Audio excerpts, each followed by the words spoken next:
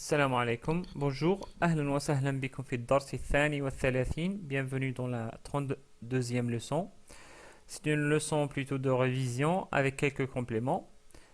Donc nous commençons d'abord avec la révision des 7 lettres de l'alphabet arabe que nous avons vues dans les 7 derniers cours. Nous avons vu donc la lettre F qui est l'équivalent de la lettre F en français, comme dans le mot farasha, farasha, qui veut dire un papillon. Nous avons vu également la lettre Qaf qui s'écrit de la même manière que la lettre F avec un point en plus, comme dans le mot qalamun, qalamun ou qalam, qui veut dire un stylo ou une plume. Nous avons vu également la lettre Kaf, Kaf, qui est l'équivalent de la lettre Kra en français, comme dans le mot kitabun, kitabun ou kitab, qui veut dire un livre. Ensuite, nous avons vu la lettre Lam, qui est l'équivalent à la lettre L en français, et d'ailleurs elle lui ressemble dans son écriture, c'est juste un L inversé, comme dans le mot laymoun, laymoun. Ensuite nous avons vu la lettre Ta, et nous avons dit qu'il ne faut pas la confondre avec la lettre T, comme dans le mot tabib, un médecin, et non pas tabib. Ensuite nous avons vu la lettre Va, Va, comme dans le mot dhil, dhil. Et enfin, nous avons vu la lettre Bod, Bod, donc la fameuse lettre Bod qui distingue la langue arabe. Nous avons dit qu'il ne fallait pas la confondre avec la lettre Va, la lettre qui précède cette lettre-là. Et un exemple d'utilisation de la lettre Bod, c'est le mot Bobeb, Bobeb, du brouillard. En résumé, nous pouvons maintenant prononcer toutes les lettres de l'alphabet arabe. Quand je prononce, c'est plutôt les noms de ces lettres-là. Ce n'est pas la lettre associée à quelques voyelles, mais plutôt le nom original de la lettre. Donc, ism al-harf. Donc, je commence, c'est alif, puis ba, ta, tha, jim, ha, kha,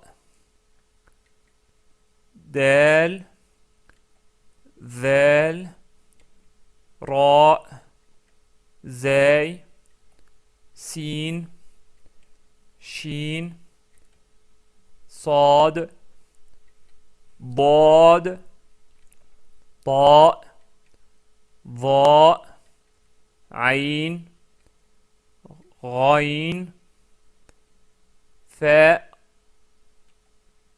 قاف, كاف, لام, ميم, نون, هاء, واو, et enfin ya.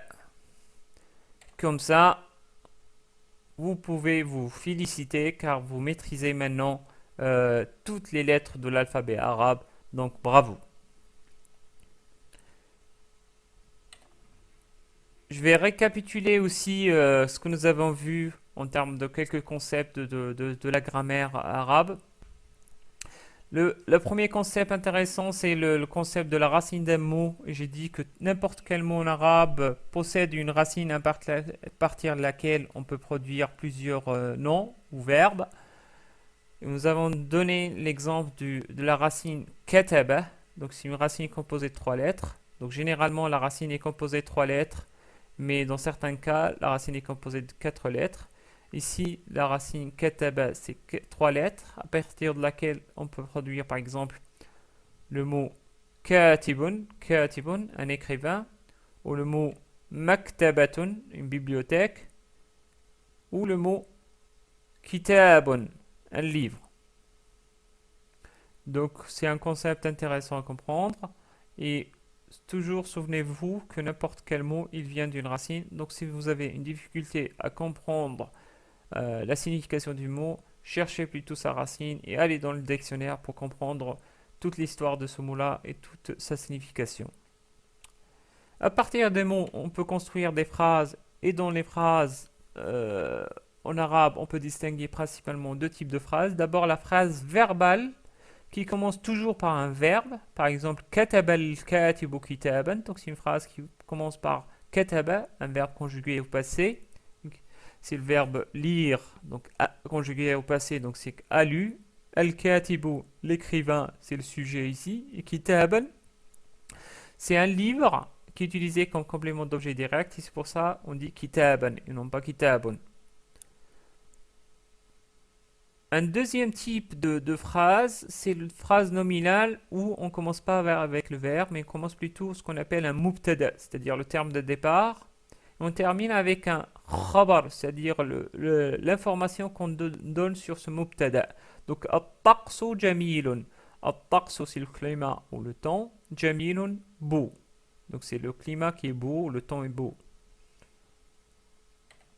Mais à part ces deux catégories de phrases, on peut distinguer aussi la phrase interrogative, qui ici aussi, c'est kam umruka par exemple, c'est une phrase nominale. Donc faire attention parce que ici kam est utilisé comme mubtada, umruka c'est khabar. Donc on va pas dire c'est une troisième catégorie de phrases, mais plutôt un sous-type de phrase. Donc kam umruka, ça veut dire quel âge as-tu? Donc la phrase interrogative commence toujours par un outil. Ici c'est kam, donc combien. Mais comme umruka, on le traduit en français, non pas combien est ton âge, mais plutôt quel âge as-tu. Et normalement, kam c'est combien. Ça décrit le nombre. Un autre exemple, masmuka. Masmuka, ma c'est quel. Quel est ton prénom? Et si on traduit correctement, c'est comment tu t'appelles. Nous avons vu que la phrase exclamative est utilisée aussi de la même manière. Ça commence toujours par un outil. Par exemple, Ma ajmala hadha al-hayawan. Ma ajmala hadha al-hayawan. Quel bel animal celui-ci. Ou un autre outil. Par exemple, Ya lahu min hayawanin jamil. Ya lahu min hayawanin jamil. Quel bel animal. Nous avons dit aussi que les lettres se divisent en deux catégories, les lettres lunaires et les lettres solaires. Pourquoi? C'est parce que ils ont un comportement différent quand on rajoute le alif ou lam au début de ces lettres-là, quand ils se trouvent dans des mots. On les divise exactement à moitié, c'est-à-dire les 28, on les divise en 14 lettres solaire, donc ahrufun shamsiyah. Et pourquoi on l'appelle ainsi? Parce que ça vient du mot shams, car la lettre shin qui est au début du mot shams, quand on essaie de rendre ce nom-là ou de le déterminer, ça devient ash-shams, et dans ce cas-là, on ne prononce pas le lam et on rajoute la shadda sur la première lettre shin. Donc pour toutes les autres lettres solaires, elles se comportent de la même manière. Ainsi, on peut dire at-tilmidhu, at-thulatha'u. Pareil pour les autres lettres del, del, ra, zay, sin, sad, dad, ta, va, lam et nun. Pour les lettres lunaires, par contre, ils sont au nombre de 14. Et d'ailleurs, j'ai remarqué qu'il y avait une lettre qui manquait, à savoir c'était la lettre Ra. Donc il y a une erreur dans le cours qui abordait ce thème-là, parce qu'il manquait la lettre Ra. Ces lettres se comportent comme la lettre Qaf, dans le cas de la détermination d'un mot. Par exemple, Qamarun, ça devient Al-Qamaru. Donc le lemme se prononce avec un soukoun, et on remarque qu'il n'y a pas de shadda comme dans le mot Ash-Shamsu. Donc toutes ces lettres se comportent de la même manière que la lettre Qaf. Ainsi, on peut dire par exemple Al-Baytu, Al-Baytu. Donc c'est pas Ab-Baytu, c'est Al-Baytu. Al-Jamalu, Al-Jamalu, et non pas Al-Jamalu, etc. Nous avons vu aussi les jours en arabe. Donc le samedi c'est As-Sabt, le dimanche c'est Al-Ahad, lundi c'est Al-Ithnain, le mardi c'est Al-Thulatha, le mercredi c'est Al-Arbi'a, jeudi c'est Al-Khamis et vendredi c'est Al-Jumu'ah. Nous avons vu aussi qu'il y a plusieurs manières ou plusieurs façons de dire les mois en arabe selon je dirais la région, mais la plus simple qui est utilisée c'est celle-ci. Donc c'est pour dire janvier c'est Yanaïr, février février, puis c'est mars, avril, maio, junio, julio, agostos, septembre, octobre, novembre et enfin décembre. Voilà, ce sont là les principaux concepts que nous avons vus lors des 7 derniers cours. Avant de terminer ce cours-là, je vais parler de quelque chose de très intéressant, puisque c'est le dernier cours après parce qu'on a terminé toutes les lettres de l'alphabet arabe.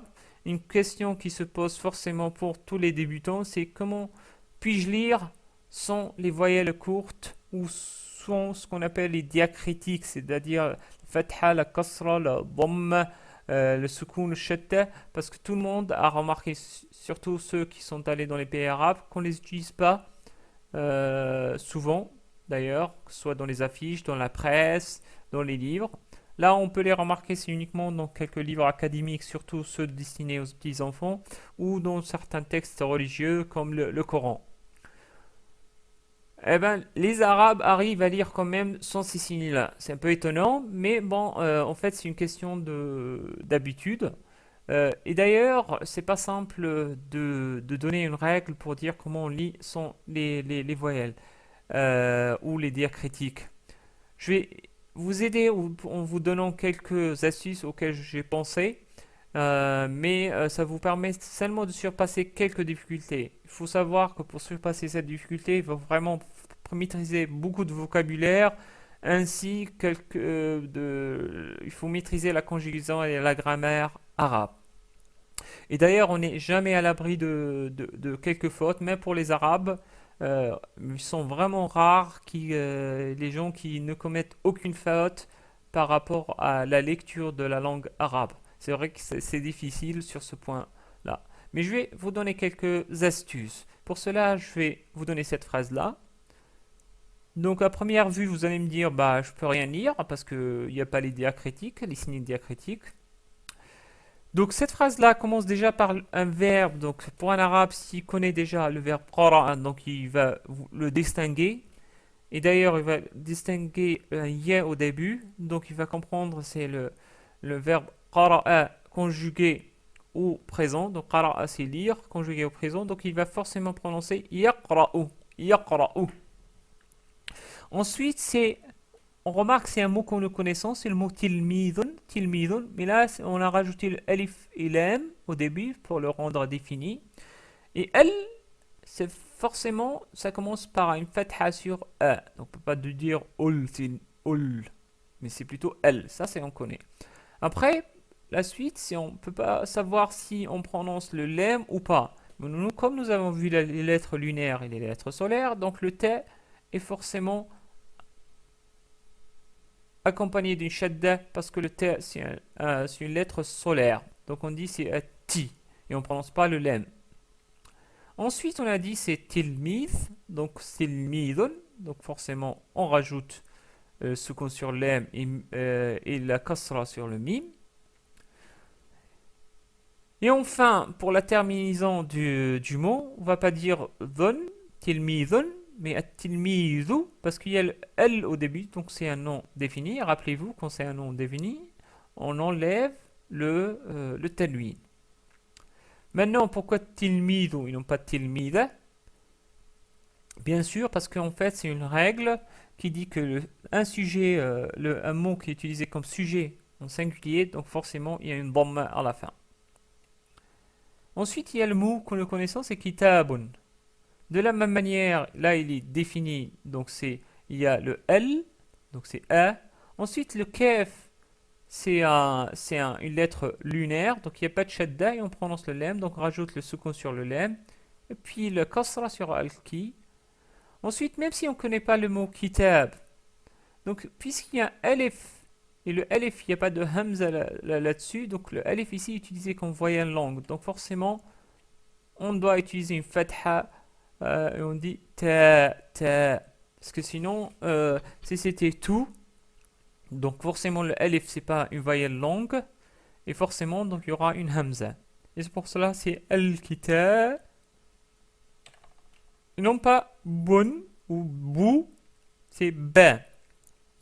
Et là, par contre, c'est une règle à connaître, mais c'est pas votre niveau pour l'instant. C'est al-kitaba parce que c'est utilisé comme un complément d'objet direct. Et dans ce cas-là, on utilise ce qu'on appelle un nasb. Donc un nasb, on utilise la fatha sur un nom singulier. Je vais vous donner un autre exemple. C'est cette phrase-là. Donc nous avons déjà vu le verbe dhahaba et là il est conjugué au passé. Donc on dit dhahaba. Ensuite, de la même manière, on va dire, on va utiliser les autres voyelles courtes. At-tilmidu, tilmidu, ça on l'a déjà vu dans la première phrase. Ensuite, il y a l'outil qui vient ensuite, c'est ila. Si on connaissait pas, même si on connaissait pas cet outil-là, on pourrait le vocaliser. Pourquoi? Parce que déjà on remarque la hamza au-dessous du alif. Donc forcément c'est une kasra. Donc i. Car si la hamza était au-dessus, donc ça aurait été peut-être e ou ou. Donc on n'est pas sûr. Mais là, comme elle est au-dessous, pardon, si elle était au-dessus, donc on dit e ou ou.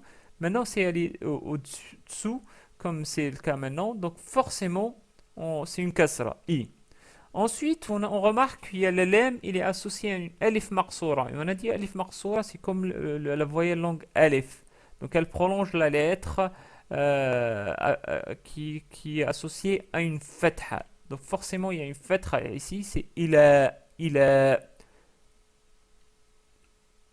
Et ensuite, nous avons vu le mot baytun.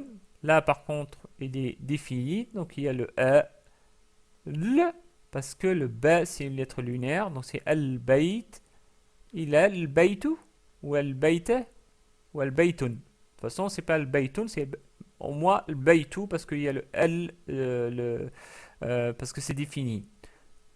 Mais là, on va dire c'est al-bayti. Pourquoi? Parce que après il a l'outil, c'est un outil de jar, on dira en arabe, harf jar.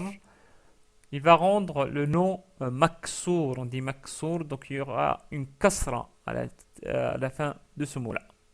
Donc ça, c'est par contre c'est une règle avancée qu'il faut connaître. Vous allez certainement les voir dans les cours avancés de la langue arabe.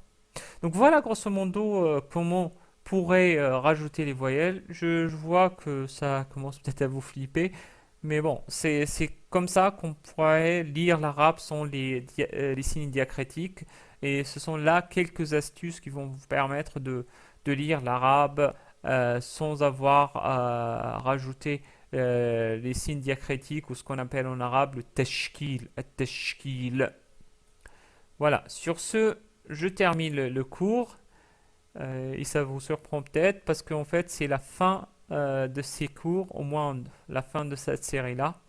Donc je suis parvenu enfin à terminer cette série, même si ça a pris beaucoup de temps, peut-être je dirais un peu plus de 18 mois depuis que j'ai commencé. Donc pardonnez-moi pour la lenteur, mais ce n'était pas évident de les terminer, de les préparer, de réfléchir au moyen le plus simple pour vous rendre la langue arabe facile. Avant de terminer, je voudrais quand même dédier ces cours-là à mon fils Adam. D'ailleurs, vous avez remarqué l'utilisation de ce prénom-là souvent dans ces cours-là. Donc, c'est principalement à lui que je dédie ces cours parce que c'est juste après sa naissance, donc au moins 2 mois après sa naissance, que j'ai décidé d'entamer ce projet-là. Euh, Parce que j'étais content de l'avoir. Là, maintenant, il a 20 mois. Et d'ailleurs, il m'a accompagné plusieurs fois dans la préparation de cours. Il était toujours assis sur mes genoux quand je préparais ces cours-là. Donc c'est à lui que je dédie ces cours-là. Donc voilà, je termine sur ça et je vous dis bon courage pour la suite. Je pense que je vous ai donné les bases pour continuer à lire et à comprendre l'arabe. Vous pouvez maintenant prendre d'autres livres et perfectionner encore la maîtrise de cette langue-là. Je vous remercie tout de même pour votre attention. Je remercie également les élèves assidus qui m'ont donné beaucoup de remarques, qui m'ont félicité et qui m'ont accompagné tout au long de ce projet-là. Donc c'est à eux aussi que je dédie ce projet. Merci, shukran.